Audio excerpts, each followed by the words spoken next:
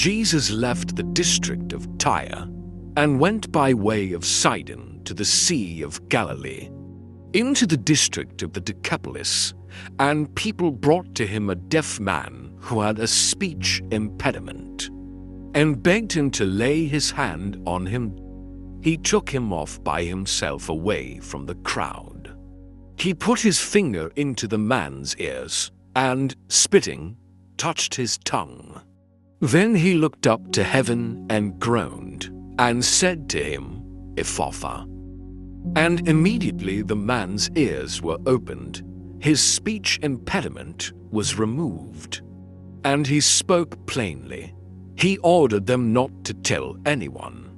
But the more he ordered them not to, the more they proclaimed it. They were exceedingly astonished, and they said, He has done all things well. He makes the deaf hear and the mute speak. In the Gospel, the deaf man with a speech impediment is in a much worse condition. It is nearly impossible for him to communicate with others and for others to communicate with him.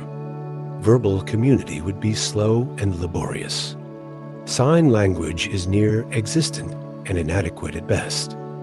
In many ways, he would be disconnected from family, friends, and God. Fortunately, he has some family and friends who, hearing that Jesus is around, bring him to Jesus to intercede on his behalf.